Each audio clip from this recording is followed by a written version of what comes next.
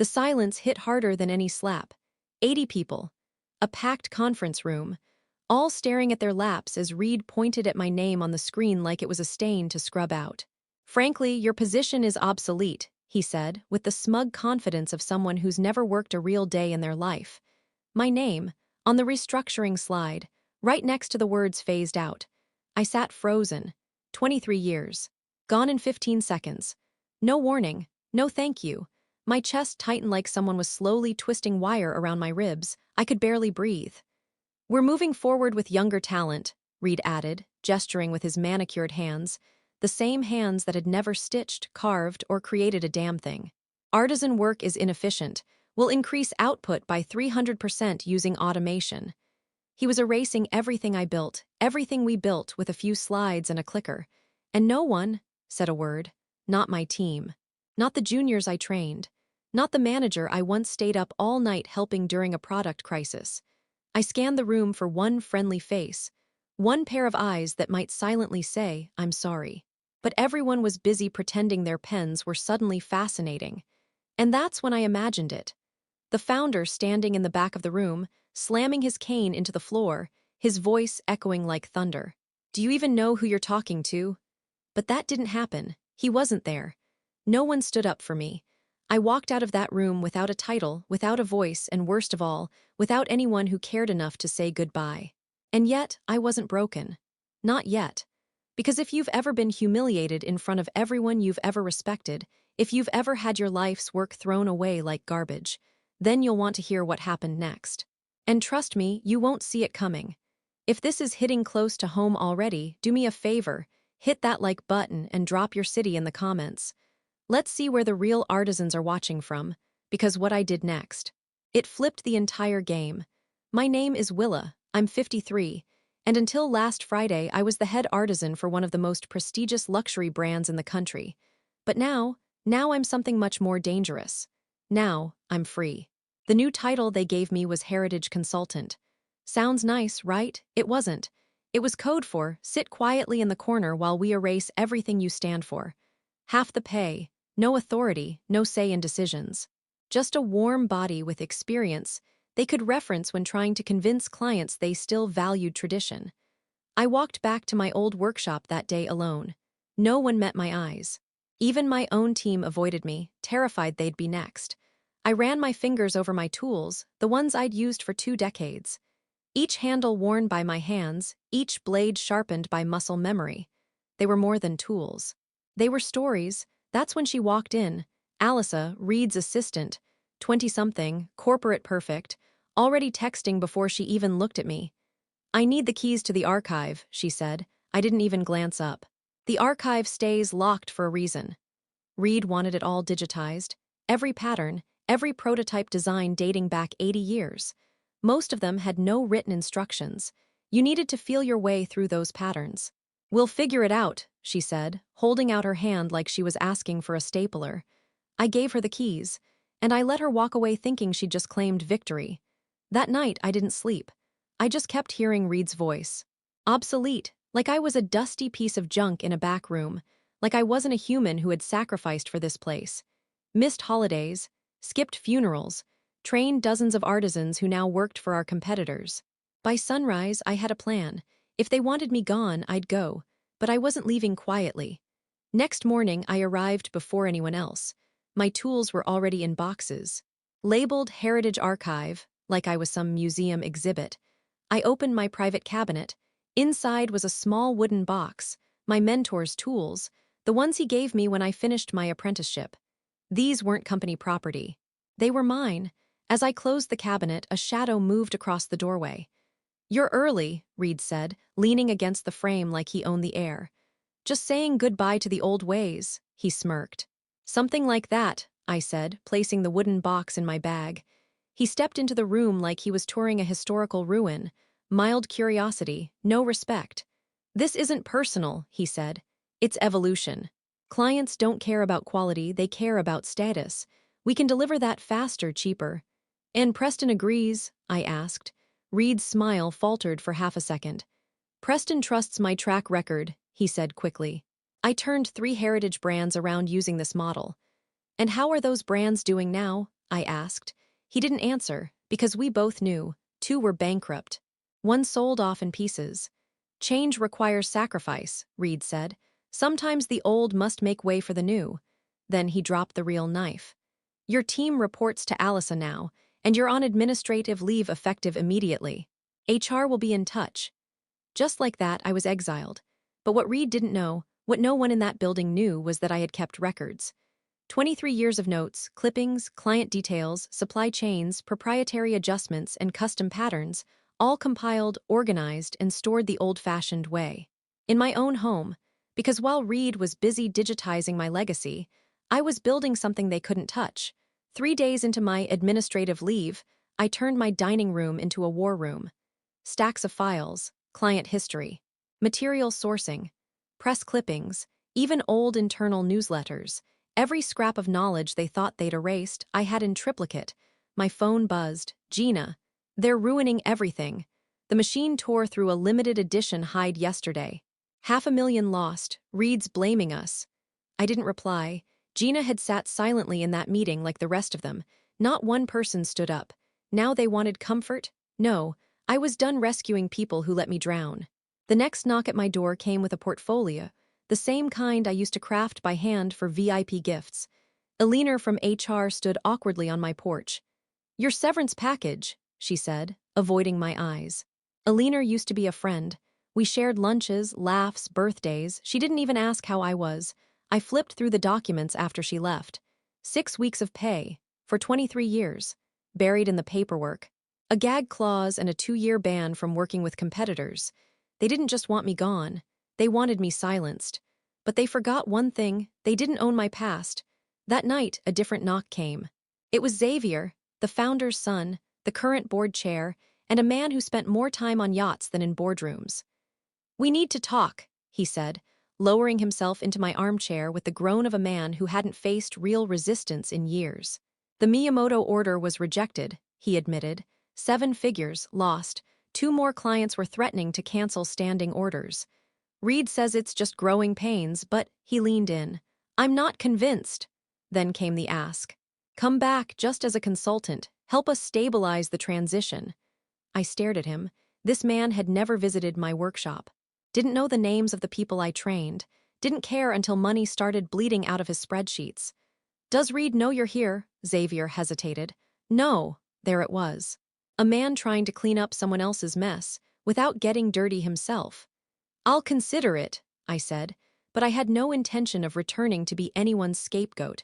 I wasn't going back in through the side door. I was coming back through the front, if I came back at all. Later that night, a text came from an unknown number. The archive's been emptied, originals sent to storage, all designs digitized. Thought you should know. I stared at the message and smiled for the first time in days. Let them digitize. Let them think they've stolen the soul of the company. What they didn't realize was this: the value wasn't in the designs. It was in the hands that made them, and the mind that remembered what no computer could recreate. And I had no intention of letting that memory fade quietly. The call came at 9 a.m. sharp. Preston's assistant. The CEO will see you at 4:30 today, she said, like I'd requested a dentist appointment, not a reckoning. I arrived 20 minutes early and stood in the lobby where my creations were displayed, behind glass like museum relics. Luxury pieces they were still using in marketing while calling me obsolete. When I walked into Preston's office, he didn't even stand. I didn't expect to see you back so soon, he said, all polite indifference. I wanted to offer a transition plan, I said calmly. One that keeps some master artisans on for special commissions while the rest shifts to automation. He listened, nodded, took notes, but I could tell his mind was already made up. Your plan has merit, he said, but it contradicts Reed's comprehensive modernization strategy. And then he said it. We need to adapt, Willa. The industry is changing. 6 weeks' pay, a lifetime of work, and now outdated. As I turned to leave, I stopped. One last thing, the Larson Commission. Has it been started? He frowned. Yes, Reed assigned it to the new production line as a test. I nodded. Interesting choice. Mr. Larson requested me personally. He's been doing that for 15 years. I walked out without another word, but I knew that one comment was a grenade, and it just landed in Preston's lap. The next day, I got a call from a leaner. Reed wants to meet with you, she said, trying to keep her voice neutral. What about the Larson commission? I asked. There was a pause. Mr. Larson rejected the prototype, in person, I smiled, then another call. This time, Gina. Willa Reed's blaming us for the Larson mess, she whispered. But there were no notes. You always did those from memory. I know, I said. She went quiet. I should have spoken up during that meeting, she said finally. We all should have. Yes, I said, you should have. Silence again. Then. He's going to offer you a limited contract, just for VIPs like Larson. But the terms, they're tight. You'll be locked down. I already knew, and I already had my answer. But I let them play it out anyway. At 2 o'clock, I walked into what used to be our design studio. Now it was a hollow shell of screens and productivity charts. Willa, Reed said, all forced charm. Glad you came. He laid it out. Private studio, full surveillance, no contact with my team. Every design would belong to the company, even the ones I created. I'd be a ghost, a signature without a soul. If I decline, I asked. Reed shrugged. Then you risk clients blaming you for their dissatisfaction. It's in your interest to accept. The threat was clear. Return on their terms or be blamed for the downfall. I'll need time to consider, I said. Of course, he smiled. But we'll need your answer by tomorrow. That evening, as thunder rolled over the hills, I made one last call, a number I hadn't dialed in years. Willa, came the voice. Hello, Bernard, I said. I think it's time we had that conversation. Bernard Lauron, founder of our biggest competitor. For a decade, he tried to recruit me. I never said yes. Until now. And I didn't come asking for a job. I came with a plan. We met at a small cafe just blocks from my former employer. Bernard Laurent, my old rival, was already seated, stirring his tea with the precision of a jeweler. So, he said, you finally decided to join me? Not quite, I replied. I'm starting my own atelier and I need your help. I laid out my vision. A small studio, zero mass production, pure craftsmanship. True luxury built to outlast the gimmicks. He raised an eyebrow. That's bold, especially going against them. I'm not competing, I said. I'm surviving, and when they collapse, I'll already be thriving. He didn't laugh. Instead, I handed him a notebook, hand-bound. Inside were the names of 12 long-term clients, including Larson and Miyamoto. All of them had pledged to follow me. Bernard's eyes scanned the pages slowly. Then he looked up, stunned. This is 40% of their custom business. 43, I corrected. He leaned back, then smiled. You've been planning this longer than they realize. 2 days later, I signed the lease on a modest, light-filled workshop. Smaller than I was used to, but perfect. My new business card said only, Willa Artisan. By week's end, I had calls from 7 longtime clients. All of them told the same story. They weren't informed I'd left. Just told I was unavailable. But I was available, and I delivered. Meanwhile, back at the company, chaos brewed. Machines malfunctioned. Reed pointed fingers. Gina called, hushed. The Larson piece was rejected again. He's threatening to go public. I waited. And then it came, the summons, a board meeting. Same room, same chairs, same table where Reed had humiliated me. This time, I wore an outfit I made by hand, every stitch a statement. Preston, Reed, Xavier, the whole board sat stone-faced as I walked in. Thank you for coming, Preston said. We have concerns. Reed leaned forward. Clients are leaving. We believe you've been contacting them, spreading misinformation. I haven't contacted anyone, I said. They found me. He blanched. Preston scoffed. How would they even know you left? Maybe when their requests for me went unanswered, I said. Or when machine-made trash showed up instead. Reed exploded. These clients are ours. I smiled and set a folder on the table. My original employment contract, I said. Section 12, paragraph 3.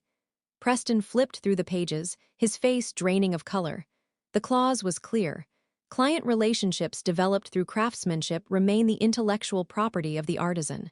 It was written by the founder himself, and it had never been amended. The company's legal counsel, silent until now, spoke up.